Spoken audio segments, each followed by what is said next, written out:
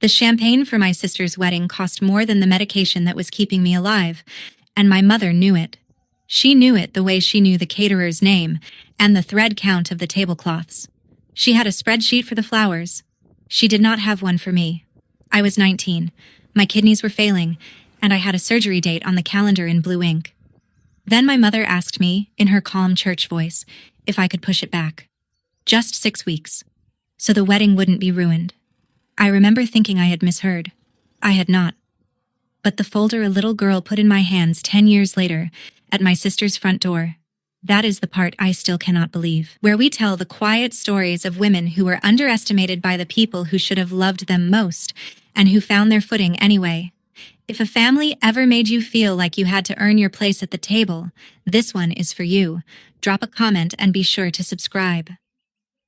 My name is Susan Carter, and at 19 I was 2 months from a library science certificate and a lifetime of quiet shelves. I loved order. I loved the way a book found its way back to the right spot on the right shelf, spine out, everything where it belonged. My body was the one thing I could not file correctly. The diagnosis had a long name and a short meaning. My kidneys were quitting, and I needed a transplant before dialysis became my whole life instead of a detour through it. The miracle, and I did think of it as a miracle, was that I already had a donor. A classmate named Marcy, a girl I had tutored through statistics until she cried with relief over a passing grade, turned out to be a match, and she volunteered without blinking. She said I had saved her semester, so she might as well save the rest of me. The hospital penciled us in for a Tuesday in June. I taped the date to my bathroom mirror where I would see it every morning. For the first time in over a year, I let myself imagine being well. Imagine a life that was not organized around blood tests.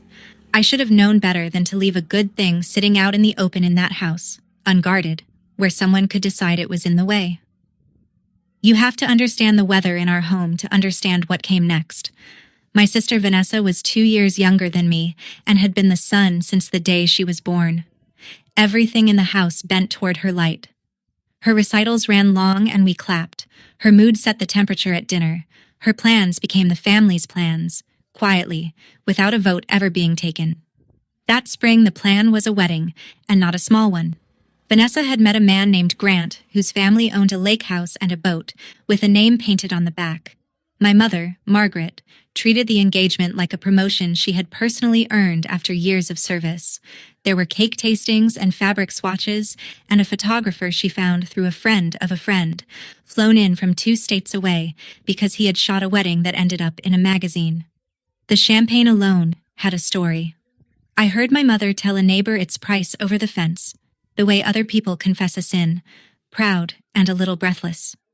She could recite the cost of that champagne to the penny. Nobody in that kitchen ever recited the price of my medication. It simply appeared on the counter, or it did not, and I learned not to ask which week it would be. The collision was right there on the calendar for anyone willing to look. My surgery sat 11 days before the wedding. Recovery would keep me flat and off my feet for the ceremony, maybe propped in a chair at the reception, pale and stitched, but present, close enough to hear the vows. I thought that was fine. I thought a family could hold a wedding and a saved life in the same 2 weeks and call it a good June. My mother did not see a blessing. She saw a scheduling problem. She brought it up on a Sunday while folding cloth napkins into swans for the reception, not looking at me, her voice as smooth as the linen in her hands. She wondered aloud whether the surgery could move, whether I really needed it in that exact window, or whether the doctors were just being cautious the way doctors are. I laughed, a short, surprised sound, because I was certain it was a joke, the kind of dark joke tired families make. She did not laugh back. She did not even pause the folding. She just kept making swans, one perfect bird after another lined up on the table, waiting patiently for me to be reasonable about the timing of my own body. I called my nephrologist the next morning, hoping she would settle it with a hard no I could carry home like a shield and hold up at dinner. She did not soften a single word. She said the June date had been chosen for a reason, and the reason was me. My numbers were sliding month over month. Push the surgery, she said, and I would almost certainly need emergency dialysis to bridge the gap, a catheter placed in my chest, a machine 3 mornings a week, and a real, measurable chance the delay would cost me function I would never get back. Kidneys do not wait for weddings, she said, not unkindly. She used the word urgent twice, and she asked me to please not gamble with the window I had. I wrote it all down in my careful librarian hand, every phrase, and I drove home with the note riding on the passenger seat like a second passenger who agreed with me. I thought facts would be enough. I thought a doctor's words in my own handwriting would finally weigh something. In that house, though, facts were just my opinion dressed up with extra steps, and my opinion had never moved the weather an inch. I brought the note to dinner because dinner was where verdicts were handed down in our family, always over food, always with everyone watching. I read the doctor's words out loud, my voice steadier than my hands, which had started to tremble somewhere around the word catheter. My mother listened the way you listen to a weather report for a town you will never visit, politely, from a distance. When I finished, she set down her fork with a small click. 6 weeks, she said. It is 6 weeks, Susan. Your sister only gets married once, and you have always been the strong one, so please do not be selfish about a calendar. My father, Robert, studied his plate as if the answer were written in the gravy. He did not lift his head. I waited for him to say something, anything, the way a daughter waits. I waited a long time. The only sounds in that room were the tick of the clock over the stove and the small wet click of my mother chewing, unbothered, entirely certain, already moving the conversation on to seating charts before I had even closed the note. Here is the part people always want to argue with, so let me say it plainly and only once. I was not a child who could sign her own forms and fix this alone. I was 19, still on my parents' health insurance, and every piece of the hospital billing ran through my father's name because the policy was his, and I was a dependent on it. I did try. I called the surgical scheduler myself the very next day and asked, in my most organized voice, how to protect my date. She was kind and genuinely sorry and completely clear. Any change to the timing and any guarantee on payment had to be confirmed by the policyholder of record. That was my father. So I went to him. I asked him twice, in the hallway, quietly, away from my mother, to just make the call and hold the line for me. Both times he said he would talk to your mother. He always said he would talk to your mother, as if she were a border he could not cross without a visa. The date I had taped to my mirror was mine in ink, and no one else's in power, and I was old enough to feel the trap and too young to spring it. The engagement party was the night it all went public. 40 people in the backyard, string lights crisscrossed over the lawn, that famous champagne poured into rented glasses. I found my mother near the dessert table between conversations, and I said it low, only for her, the way you tell someone a secret you are ashamed to need. I said I was scared. I said the doctor had used the word urgent twice, and that I did not want to wait, that 6 weeks felt like a bet I could lose. She turned to me and she raised her voice, just enough, just loud enough to carry to the nearest cluster of guests. "Oh, honey," she said, bright as the lights, "don't be so dramatic." It landed like a slap made of sugar, sweet on the outside and stinging underneath. Heads turned. A couple of people smiled the tolerant smile adults give a child pitching a fit. My aunt found something fascinating in her wine. Not one person in that yard said a word for me. I stood there under all those pretty lights and understood completely that my fear was an inconvenience to the party. Don't be so dramatic. I would carry that sentence for the next 10 years like a stone in my coat. So I waited. I want you to sit with how ordinary that sentence sounds and how it actually felt. I pushed my surgery back 6 weeks. I started dialysis in a cold beige room with a television bolted to the ceiling and magazines 2 years out of date. And I watched my sister get married 11 days later in a dress that cost more than a used car, in a garden that had been trimmed for a month. I sat near the back in a borrowed cardigan because I was cold all the time now, and under the sleeve of that cardigan I wore a hospital identification bracelet. Thin plastic, my name and a number printed on it, impossible to take off without scissors. I clapped when everyone clapped. I smiled for the photographer flown in from 2 states away, gave him my good side, held my hand with the bracelet in my lap. My mother glowed like the mother of the year. My father gave a toast about how family is everything, everything, and people dabbed their eyes. I looked down at the bracelet under my sleeve and thought, everything has a spot on the shelf, and mine is the back row. I did not cry at the wedding. I saved all of it for later, alone, where it could not ruin a single photograph. The surgery finally happened, 6 weeks late, and the delay left its fingerprints on everything. There was a complication during recovery, manageable in the end, but real, exactly the kind the doctor had warned me about, the kind that simply would not have happened on the original June date. I spent longer in the hospital than I should have, in a shared room with a curtain for a wall and a roommate who watched game shows at full volume. My mother sent flowers with a card written in the florist's looping handwriting, not her own. Vanessa was on her honeymoon on the coast, posting pictures of the boat with the name on it. My father visited exactly once, stood at the foot of the bed, checked his phone twice, and left before the dinner trays came. The only person who called me every single night without fail was my grandmother, my mother's mother, Rosalind, Nana. She asked what I was reading. She asked whether the nurses were kind to me. She never once told me I was strong, which was, I think, the kindest thing anyone did for me that entire year. She just stayed on the line in the dark and let me be a person who was hurting, instead of a schedule to be managed around someone else's happiness. When I could finally stand without the room tilting, I made a decision that felt less like anger and more like exhaling after holding my breath for a year. I packed one suitcase. I did not slam a door or make a speech or write anyone a letter full of feelings. I filled out a change of address form at the post office, got a new phone number, and accepted a job 3 hours away at a small-town library where nobody had ever heard the name Carter said with a raised eyebrow.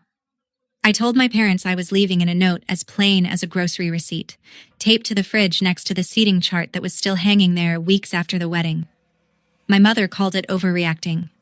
My father said we would talk soon. We did not talk soon, or ever.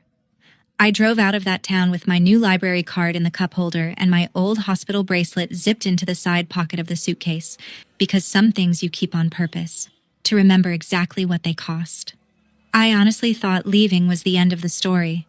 It turned out to be barely the first chapter. The new town was called Alder Creek, and it did not care in the slightest where I had come from. I unpacked my whole life into a one-bedroom apartment above a hardware store, close enough to the tracks that I learned the freight schedule by heart. I was good at the work from the first week. I was even better at being alone, better than any person really should be. I took the extra shifts nobody wanted, covered the front desk on holidays when families were home together, learned every regular patron's overdue habits so I could forgive their late fees before they had to ask. Mr. Perkins with his westerns, the twins who fought over the same dinosaur book. I built a small, orderly world and told myself it was peace, and honestly, some of it was. But I never once asked anyone for help. Not the day I sprained my wrist reshelving the reference section and drove myself to the clinic steering with one hand. Not ever. Somewhere along the way, I had made a quiet deal with myself, and the terms were simple.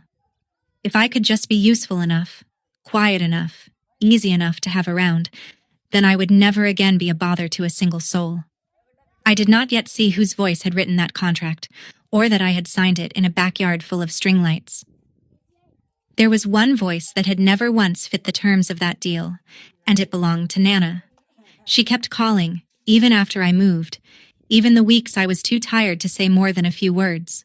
She had run a small publishing house her entire adult life, a real one, with a warehouse and a loading dock, and authors who mailed her Christmas cards every December. When I was small, she used to let me sit in the corner of her office and read the galley proofs nobody else wanted, taught me to smell the ink and love it. And once, when I came home from grade school, absolutely certain I was too much, too loud, too needy, that the other girls had voted on it, she pulled me onto her couch and said the thing I would carry for the rest of my life. You were never too much, sweetheart. You were just around people who wanted too little. I did not really understand it at 19, sitting in a dialysis chair. I did not understand it in Alder Creek either, not fully. I only understood it years later, standing on a doorstep in the wrong season light, holding a folder a child had handed me. But I kept the sentence anyway. The way you keep a key before you have found the lock. The calls thinned out that winter, and I felt the thinning before I understood it. The way you notice a room getting colder before you notice the window is open. When I phoned the house to check, my mother answered in her weather report voice, the pleasant one she used for strangers and inconveniences. Nana was under the weather, she said. Nothing serious. No need to make a fuss over it. I asked to speak to her. My mother said she was resting just then. I asked again the following week, and again she was resting. I offered to drive down for a weekend and sit with her. My mother said, gently, that Nana did not want company in that state, that she was a proud woman and hated being seen unwell, that I would only tire her out and upset her. And the awful thing was that it sounded exactly like something Nana would say. It also sounded exactly like something my mother would invent out of thin air. I could not tell which it was, and that not knowing is a special kind of cruelty, the kind that keeps you sitting politely by the phone while a door somewhere quietly, permanently swings shut. I tried to go anyway. I want that on the record. For the girl I was. I requested a Friday and Saturday off, mapped the 3-hour drive on paper, packed a small bag and left it by the door so I could not talk myself out of it. Then, 2 days before I meant to leave, my mother called with an update. Nana had rallied, she said. She was sitting up now, eating soup, complaining about the television being too loud, back to her cranky self. There was no reason to come rushing down and disrupt her rest, she said. I should save the trip for when Nana was truly herself again and could enjoy the visit. And I believed her, because I wanted to believe her, and because believing her was so much easier than driving 3 hours to be turned away at a door in front of the neighbors. I put the bag back in the closet. I told myself soon. I have spent a very long time forgiving the girl who put that bag back, who chose soon, who trusted a woman whose entire life was a beautifully arranged surface with nothing underneath. She would let you see. Nana died on a Tuesday, and I did not find out until Friday, not from a phone call, from a sympathy card that a distant cousin, meaning well, mailed to my old address, which the post office then forwarded to Alder Creek, so that it landed in my mailbox 4 full days after the funeral was over, the guests gone home, the flowers already going brown in the church trash. I sat down on the floor of my little apartment with the card open in my lap and could not make the words hold still on the paper, with deepest sympathy in your loss. There had been a service. There had been a viewing with an open casket and a receiving line. There had been an entire room full of people who loved her, or claimed to, and not one of them had picked up a phone to make sure I knew. My mother had my number. My mother had my forwarding address on a form I had filled out myself. My mother had, somewhere in the planning of the flowers and the guest list, simply decided that I did not need to be told. The one person who had stayed on the line with me in the dark was gone, and I had missed the chance to say goodbye by 3 days and 1 phone call that somebody chose not to make. I drove down that weekend anyway, not to the house, never to the house, but to the cemetery on the edge of town where the Carters had been buried for 3 generations. I found the fresh grave by the color of the dirt, still dark and mounded, not yet settled or seeded. Someone had left a spray of lilies that were already wilting at the edges, curling brown. I had not brought flowers. I had brought a paperback instead, an old galley she had given me years before. Its cover soft as cloth from handling, my childhood notes still penciled in the margins. I stood there in my coat in the cold, and I read her a chapter out loud, start to finish, because reading to each other had been the only religion the 2 of us ever shared, the only church we needed. My voice shook, and I let it. I did not knock on any doors in that town. I did not call a single person. When the chapter was done, I closed the book, said goodbye the way you say it to someone who can no longer be embarrassed by tears, and drove the 3 hours home. I cried on the highway where no photographer could catch me. I thought that was the bottom of it. I did not yet know there was a floor beneath the floor. My mother called me about a week after that, and the call was strange in a way I could not name while it was happening. She was almost gentle, which frightened me far more than her sharpness ever had, because gentle was not a tool she reached for, unless she wanted something. She said she was sorry I had missed the service, that it had all happened so quickly, that she had tried and tried to reach me and simply could not. I did not point out that I had a phone and a listed address. Then, with no prompting from me at all, she said the thing that snagged in me like a fishhook and would not come loose. She said, "And you know, dear, Nana did not leave anything behind, so please don't go getting ideas in your head. She barely had 2 nickels to rub together at the end." I had not said one word about money. I had not so much as thought about money. I had been thinking about a woman who read to me in the dark and asked if the nurses were kind.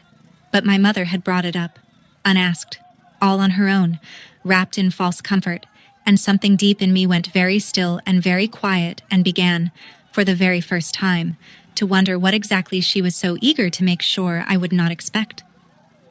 I did not act on that wondering, not for a long time.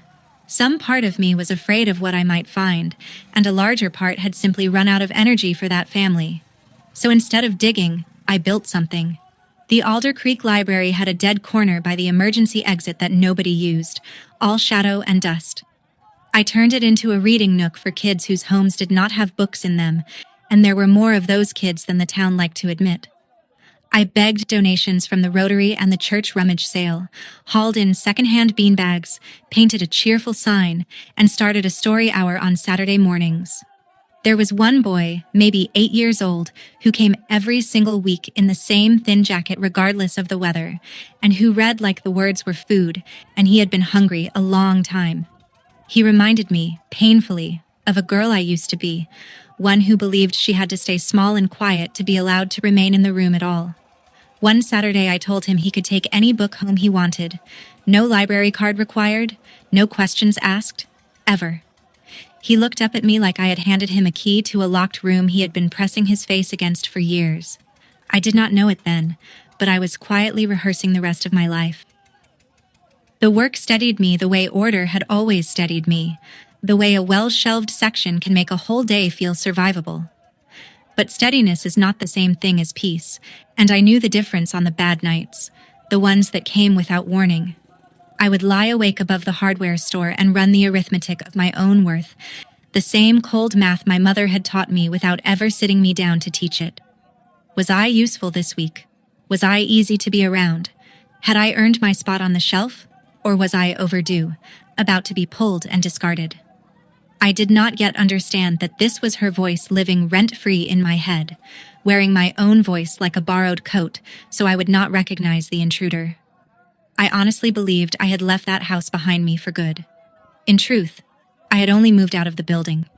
The lease on that particular belief, that I was only as lovable as I was useful, was going to take years to break, and breaking it was going to cost me something real, though I could not have told you the price yet, or guessed who would arrive one day to hand me the bill.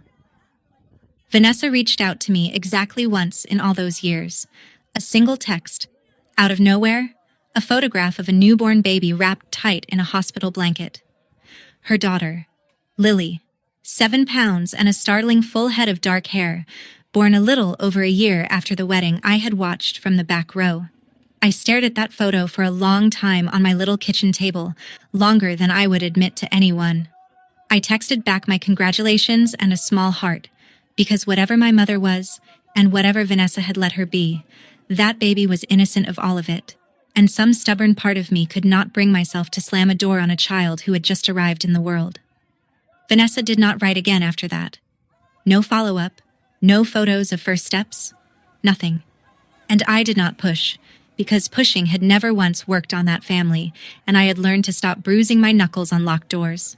I filed the photo away in my phone the way I filed everything in my life, carefully, deliberately, in a spot I could find again later. I had no idea that little girl would one day stand at a door and hand me the entire truth. I only knew that her hair was dark like Nana's, and that even at 7 pounds her eyes looked like they were already quietly reading the room. The call came on a Thursday in early spring, almost exactly 10 years after I had packed the one suitcase and driven away. An unfamiliar number, an area code I did not recognize, a young man's voice on the other end, careful and formal in the way of people who are nervous about getting something right, He said his name was David Smith, that he was a junior associate at a law office 2 counties over, and that he was trying to confirm he had reached Susan Carter, born in a certain year, granddaughter of a woman named Rosalind.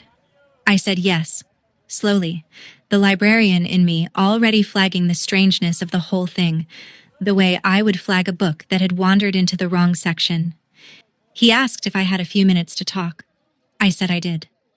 I sat down at my kitchen table and picked up a pen, because I always sit down with a pen when something feels important, and I asked him, plainly, what this was about.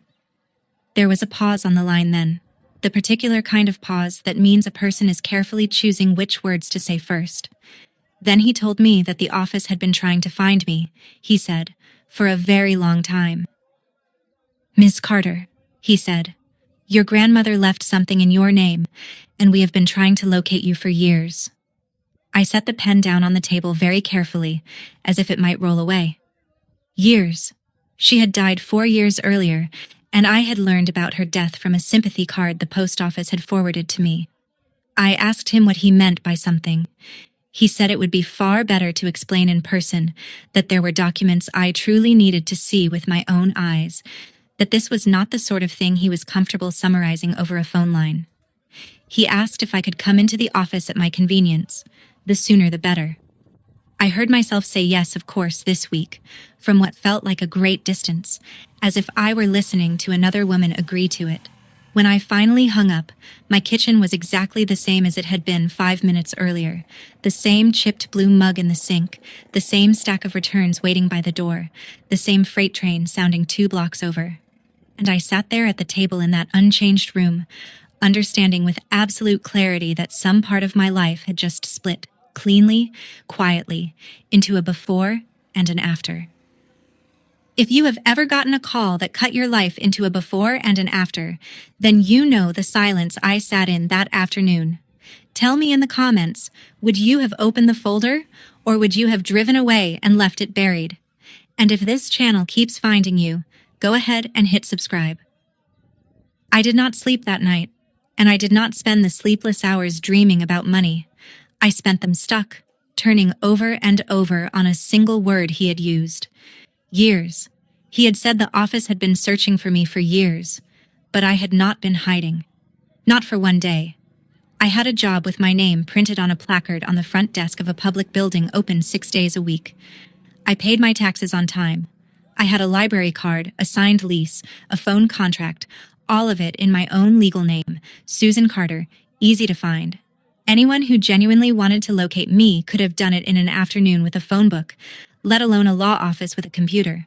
So how does a professional law office spend years failing to find a woman who was never once lost? The only answer I could build in the dark, brick by unwilling brick, was one I did not want to hold. Somebody at some point had told them I could not be found, had told them, in effect, to stop looking. And there were only so many people in the entire world who would say a thing like that about me, and mean it, and have the standing to be believed. When I asked David Smith about it directly the next morning, he pulled the file while I was still on the phone, and I could hear papers shifting and settling on the other end. He was quiet for a moment, reading. Then he explained carefully that the original attorney on the matter, the one my grandmother had personally used to draw everything up, had been a solo practitioner in a different town, an elderly man who had retired not long after and then passed away himself. His client files had been boxed up and were slow to be reassigned to another office, which was how a matter could sit untouched for years. That accounted for the delay on their end, and it was believable, the sad, ordinary friction of paperwork and mortality. But it did not begin to explain the other thing. He said the contact information on record for the named heir had been marked, in the file notes, as no longer valid. The heir, the notes said, was believed to have relocated with no forwarding address and could not be reached. I told him, flatly, that I had filled out a forwarding address at the post office on the very day I left, that I had never been unreachable a single hour of those 10 years. He went very quiet again on the line. Then he said, in a careful voice, that he thought the two of us had better sit down and look through the file together, page by page. I took a personal day, the first one I had ever used in my entire time at the library, and before I left the apartment, I did something I had not done in a decade. I went to the closet, unzipped the side pocket of the old suitcase, and took out the hospital bracelet. It was still curled in the exact shape of the wrist of a 19-year-old girl who had been told, in front of 40 people, not to be dramatic. The plastic had yellowed a little. My name and the number were still legible. I do not fully know why I brought it with me that day. Maybe I wanted a witness in the car. Maybe I wanted to remember, in my body and not just my head, what a folder full of paperwork had cost me the last time paperwork was allowed to decide the shape of my life. I put the bracelet in my coat pocket, next to my keys, where I could feel it. Then I drove 3 hours south to read a folder I had not known existed until 2 days before. I came back a different person entirely, and the woman I had been on the drive down did not survive the drive home. The office was small and smelled like old paper and burnt coffee, which I found unbearably, embarrassingly comforting, like a place I already knew. David Smith turned out to be younger than his phone voice, barely 30, and he handled the folder as if it might bruise, sliding it across the table with both hands and then sitting back to give me room. "Take your time," he said. "There is no rush now." I opened it. I read the first page. It was my grandmother's will, drawn up quietly through her own attorney, dated years before her death, and the language was plain enough that even a shaking hand could follow every line. She had named me, not a share of something, not a keepsake, not a sentimental token. Me, Susan Carter. Named as the sole heir to her publishing house and everything it contained, the whole of it. My hands went cold flat against the table. This, I understand now, was the exact point where my old life ended, because you cannot unknow a thing once the first page has told you the truth of it in black ink. I looked up at David Smith and found I could not make my voice work. He just nodded, gently, and said nothing, and let me read the whole page a second time to be sure my eyes had not invented it. The number came a page later, and when it came, it did not feel like a number at all. Tens of millions, all told, the publishing house and its catalog and its backlist and its warehouse, and the land underneath it, an entire careful life's work rendered down into a figure with too many zeros to hold in one thought. I sat there in that little office, and I did not think about what I could buy with it. Not a house, not a car, not a single thing. I thought instead about a woman on a couch telling a small, frightened girl that she was never too much. Nana had not left me money. That was not what this was. She had left me proof. Proof that at least one person in that entire family had looked directly at me and seen someone worth everything she had spent a lifetime building, and not someone to be quietly scheduled around a wedding. I put my hand flat on the page the way you rest your hand on a headstone, and I heard her voice as clearly as if she were in the room. "You were never too much, sweetheart." For the first time in 10 years, someone had valued me on purpose, in writing, witnessed and notarized, and she had done it before she ever got sick, and then told no one who would ever pass it along to me. But the warmth lasted maybe a minute, because the librarian in me could not stop asking the obvious, orderly question underneath the tears. If this document was signed and witnessed years ago, in force and legal, then why on earth had it taken a decade, a dead attorney, a forwarded sympathy card, and a stranger's careful phone call for it to finally reach me? David Smith seemed to have been waiting for me to ask exactly that, bracing for it. He explained that the will named a temporary executor, someone to manage the estate and handle notification of the heir until that heir could be located and take possession. He said that formal letters had gone out over the years, certified mail, return receipt requested, to the last known address the executor had on file for me. I asked him, my mouth suddenly dry, what the last known address on file had been. He turned a page, found the line, and turned the file around so I could read it myself. It was my parents' house.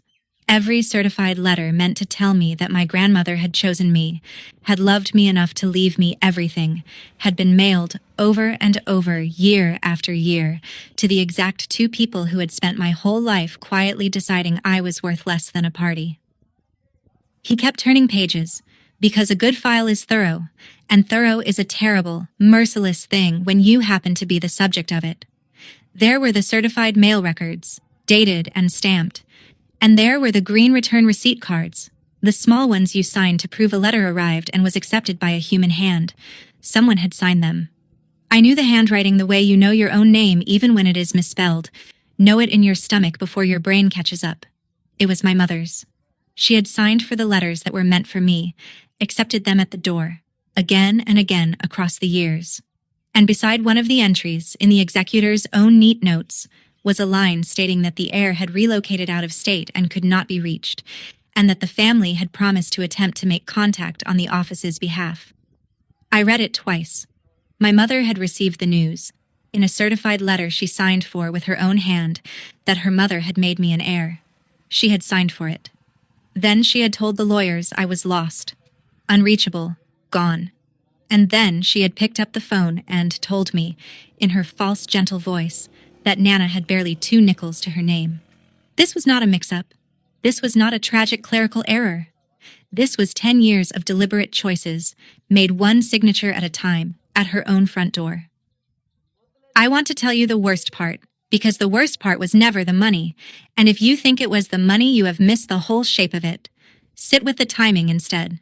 The will was signed, witnessed, and in full legal force before I was even 19, before the wedding, before dialysis, before a single swan-folded napkin. If those certified letters had reached me when they were first sent, I would have been a young woman with her own resources and her own name, on her own bank accounts, and her own signature that meant something at a hospital. I would not have needed my father to make a phone call to protect my surgery. I would not have had to stand in a backyard and beg my mother for 6 weeks of my own life while 40 people watched.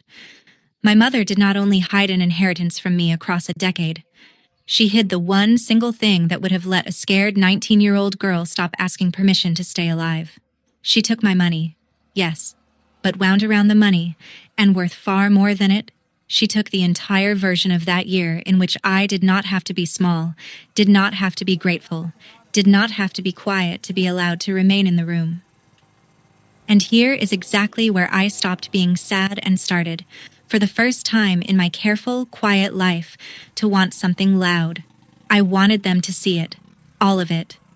I sat in that little office and I pictured it in detail, driving to my sister's house where my parents now spent their doting weekends fussing over Lily, and laying the whole folder open on the coffee table in front of everyone, the will, the signed green cards, the executor's noted lie, and then simply watching every single face in that room go white.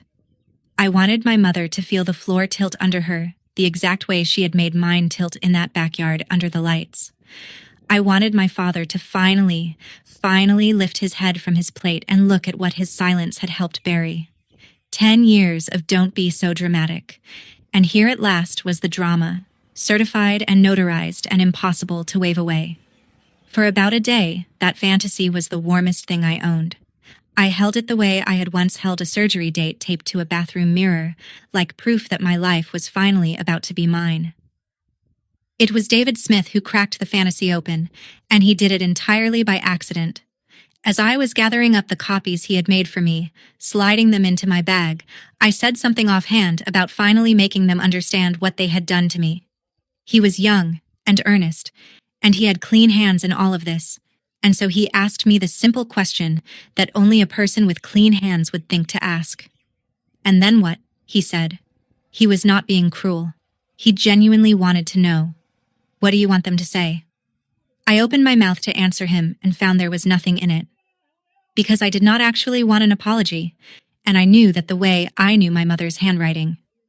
Any apology from her would be a performance staged for whoever happened to be watching, a swan folded out of contrition. So what, exactly, was I driving toward? If I laid that folder down on the table purely to make them feel small, then I would be measuring my own worth by their reaction all over again, one more time, handing the ruler right back into my mother's hands. I drove the 3 hours home with the copies on the passenger seat and that quiet question riding shotgun the whole way. I did not sleep that night either, but it was a different kind of sleeplessness than the night before. The first had been shock. This one was a decision trying to be born. I sat in the dark of my apartment above the hardware store, listening to the last freight of the night go through, and I thought about the boy in the thin jacket who read like the words were food. I thought about the dead corner I had turned into a reading nook, the secondhand beanbags, the key I had handed that boy to a locked room he had waited his whole small life to enter. I thought about a woman on a couch who told a scared girl she was never too much, and who had built an entire life, an entire company, out of the simple act of putting words into people's hands. And somewhere in those long hours, the fantasy of white faces around a coffee table began to shrink and cool, and something else, something quieter and much, much larger, began to rise up and take its shape in the dark. I did not have the whole of it yet, but I had the edge of it under my fingers, and I could already feel that it was heavier and truer and far more permanent than revenge had ever been. In the morning, I called David Smith back and asked him a question that clearly surprised him because he went quiet for a second before he answered. I asked whether it was possible to place the entire inheritance, the publishing house, the catalog, the warehouse, the land, all of it, into a foundation, a trust, set up so that its proceeds would fund small free libraries in the exact kinds of neighborhoods where children came to reading in thin jackets and had to be told twice that a book could really be theirs. And then I asked the part that mattered most. Could I do it now? Immediately. Before I ever spoke a word to my family, before I sat in any room with my mother. He said it was possible, yes. It would take signatures and a little time to structure properly, but the estate was mine to do with as I chose, and if I chose to give it away, no one could stop me. I told him to start drawing it up that day. I did not want to hold that money in my hands for even a single week, because holding it, I already knew, meant risking the temptation to lift it like a weapon. Some things you keep to remember what they cost you. This was a thing I needed to give away to finally understand what it was worth. The family found out that I knew before I ever told them, because small-town lawyers all seem to know small-town lawyers, and word travels along those wires faster than any letter. Vanessa called me, the first time she had called in years, and her voice came through careful and bright in a way that turned my stomach, because I had learned that exact brightness at my mother's knee and could hear the machinery running under it. She said the family really should sit down together, all of us, and clear the air at last. She said Mom and Dad wanted to make things right, that too much time had gone by, that I should come to her house that Sunday afternoon so we could talk like family. And I could hear the strategy underneath every word, thin and see-through as a wedding veil. My parents were not sorry. Sorry was not in them. They were frightened. They had heard the word foundation or the word heir from somebody, and now they wanted me in a room, on their turf, where my mother could manage the weather one more time the way she always had. I told Vanessa I would come. I had already decided precisely what I would be bringing with me, and it was not the thing any of them were bracing for. Before I hung up the phone with my sister, I finally understood the trap completely, and I understood that it was, above all, a trap I could set for myself and walk straight into. If I drove into that house on Sunday to win, to make them small, to finally be the one standing there holding the ruler over somebody else, then I would have become the exact thing that had broken me in the first place. My mother measured every person she met by their usefulness to her, weighed them and shelved them accordingly. If I chose to measure her by how much she suffered when the truth landed, then I would just be her daughter after all, fluent in the same cruel arithmetic she had taught me at the dinner table. The only real way out of the trap was to refuse to play the game at all. I finally had the thing I had wanted for 10 long years, the proof, the leverage, the certified and notarized drama, all of it sitting in a folder on my passenger seat. And I understood, with a clarity that felt almost like grief, that it would poison me from the inside if I used it the way I so badly wanted to. So I decided to use it a completely different way instead, and to pay for that choice with the one thing in the world I had wanted most. I signed the papers on Friday, 2 days before I was due at my sister's house. David Smith laid them out on the same table where I had first read the will, page after page after page, and I put my careful librarian's signature on every line, moving the entire inheritance out of my own hands and into the foundation before I ever set foot back in that town. The publishing house would keep running exactly as Nana had built it, its proceeds now flowing outward into free libraries, and the very first one would carry her name over the door. When the last signature was dry, I felt something loosen in my chest that had been clenched tight since a backyard full of string lights 10 years before. Because now, whatever happened on Sunday, in whatever room, there was quite simply nothing left to divide, nothing to negotiate, nothing my mother could measure, weigh, or manage. I had made the choice unreachable, on purpose, deliberately, so that no amount of weather in that house, no gentle voice, no raised voice, could ever talk me back out of it. You cannot bargain with anyone for a thing that is already, permanently, gone. Sunday, I drove the 3 hours to my sister's house with a copy of the folder on the passenger seat beside me and the old hospital bracelet in my coat pocket where I could feel it against my keys. I was not going to accuse anyone of anything. I had already done that math, in the dark, and found the answer empty. I was going to close a chapter that had stayed open and bleeding in me for 10 years, and I was going to do it on my own terms, in my own quiet voice, and then I was going to get back in my car and leave. Vanessa's house was nice, the specific kind of nice my mother had always approved of, brick and shutters and a wreath on the door that was somehow the wrong season entirely. I sat in the car at the curb for a full minute with the engine ticking as it cooled. I touched the bracelet through the wool of my coat, just once, for the girl who had worn it. Then I got out, walked up the neat front path, and lifted my hand to knock on the door. The door opened before my knuckles ever touched it, and it was not my sister standing there, and it was not my mother.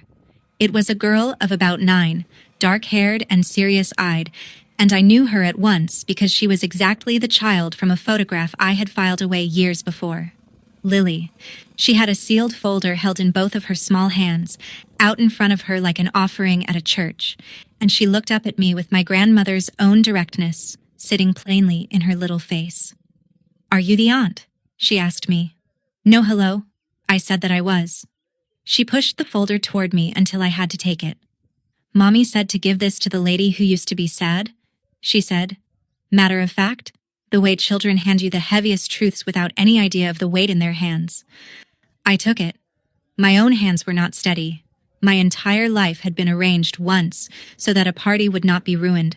And now, 10 years later, a child was standing at a door handing me a sealed folder, and I did not yet have the faintest idea what was inside it. I stepped inside, and there they were, the 3 of them, arranged in the living room like a careful still life of a family that had rehearsed. My mother sat composed on the sofa, hands folded in her lap, chin level. My father was in a chair by the window, older now, grayer, thinner, still studying the middle distance as though the answer might be out on the lawn. Vanessa hovered near the kitchen doorway, brittle and too bright, a dish towel twisted in her hands. The room smelled like coffee that no one was actually drinking. My mother spoke first. Of course she did, warm as a practiced hostess, and said she was so very glad I had come, that we were family after all, that whatever little misunderstandings had grown up between us over the years could surely be smoothed over now, all of us together, like she was talking about a lunch that had been rescheduled once too often.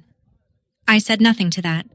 I set the sealed folder Lily had handed me down on the side table, still unopened, and I took out my own copy instead, the one I had carried 3 hours in the car. And I understood that the whole room was quietly holding its breath, waiting to see which of the 2 daughters I had turned out to become. I did not raise my voice. I have never been any good at raising it, and I found, standing there, that I did not need it at all. I set my copy of the folder down on the coffee table in the center of them, and I opened it to the first page. "Read it," I said. "That is all. Just read it." And then I let the silence do the work my mother had spent her whole life doing with noise. My father leaned forward slowly in his chair. My mother did not move a muscle at first, but her eyes dropped to the page, and I stood there and watched the color drain out of her face one careful shade at a time as she recognized it. The will first. Then the certified receipts. Then, worst of all, her own signature looping across the little green cards, over and over and over, undeniable proof in her own hand that she had personally signed for the very letters meant to tell me I was chosen, was loved, was left everything, and had then turned around and told the lawyers that I was lost. Vanessa made a small broken sound from the doorway. My father slowly put his hand over his mouth and left it there. Nobody in that room said, "Don't be so dramatic." There was nothing dramatic left in the world for any of them to say. My mother recovered the only way she had ever known how to recover, by reaching for the ledger. Her voice found its footing again after a moment, and she said, "Well, all right then. The estate? We are all still family here. Surely there is a sensible way to divide it fairly among the four of us." And there it was, out loud, the arithmetic, still running even now, even here, even with her own signature staring straight up at her from the table between us. I looked at her for a long, quiet moment. "There is nothing to divide," I said. "I gave it away. All of it. On Friday, to a foundation that opens free libraries for children who cannot afford a single book of their own. I did it before I ever drove here, so that you would know I did not come to be bought, and I did not come to be begged from, and I did not come here for an apology." Then I said the thing I had carried in my coat for 10 years, and finally sat down on that table. "You spent my whole life deciding what I was worth. I am not going to spend the rest of mine waiting for you to change your mind." My mother's face broke, not with sorrow, never with sorrow, but with pure disbelief. And she said, "After everything we did for you, you would throw it all away." I stood up from the couch. "You threw it away first," I said. "I am only choosing where it lands." For once in the entire history of that family, the room did not rearrange itself around my mother. It was Vanessa who moved instead. She had been standing frozen in the kitchen doorway with one hand gripping the frame, and now she slid down into the nearest chair and began to cry, real crying, the ugly kind, nothing like the pretty tears from the wedding photographs. "I didn't know," she kept saying, over and over. "I didn't know, Susan. I swear to God I didn't know. They told me you didn't want to come to the funeral. They told me you didn't care about Nana, that you had left us all behind. And the terrible thing, the thing I had not braced for, was that I believed her completely. She had been raised to be the sun, and nobody ever thinks to warn the sun about the long shadows it throws across everyone standing behind it. I did not go to her, and I did not cross the room to comfort her. But I looked past her shaking shoulders to the doorway where Lily stood, small and quiet, dark eyes taking in every single thing, and I thought, that one still has a chance. That one does not have to learn the arithmetic, and that, standing there, was worth more to me than any grown face gone white with disbelief. I did not stay to watch the family try to sort out what it had just become. I picked up my own copy of the folder from the table and I left the sealed one lying there for whoever wanted to open it. But before I turned to go, I reached into my coat pocket and took out the hospital bracelet, that thin curl of yellowed plastic a 19-year-old girl had worn to a wedding hidden under her sleeve, and I set it down on the table beside the will, in plain view. I did not need to keep the proof that I had been hurt anymore. I had finally stopped measuring my own worth by what that house thought of it, and you simply do not need to hold on to the evidence for a verdict you have stopped waiting to hear. On my way out, I stopped in the doorway and said goodbye to Lily, and I told her, quietly, that she should come to the library sometime, that there would always be a book waiting for her. Then I walked back down the neat front path in the wrong season wreath light, and I did not slam the door behind me, and I drove the 3 hours home lighter than I had arrived. 6 months later, the first free library opened in a low-income neighborhood 2 towns over, in a bright storefront that had once been a laundromat and still had the tile floor. We put my grandmother's name up over the door in gold letters, Rosalind's Room, with shelves built low enough for small hands to reach without asking. On opening day, a boy in a thin jacket, not my boy from Alder Creek, but his cousin in every way that counted, pulled a picture book off the shelf and turned to find me, already asking with his eyes whether it was allowed. I told him it was his. No card needed, no questions asked. Not now, and not ever. He did not thank me. He just sat straight down cross-legged on the old tile floor and started to read, right there in the middle of everything, like the words were food, and he had been hungry a long time, and not one person in that whole bright room asked him whether he was worth it. My mother sent me a message a few weeks after the opening. It was not an apology. She did not have those in her, and I had finally stopped waiting for a thing she simply did not stock. The message said only that the family should get together soon, that far too much time had passed, that we should all just put this whole business behind us now. I read it twice, standing in the doorway of Rosalind's room with the low murmur of children reading behind me. I felt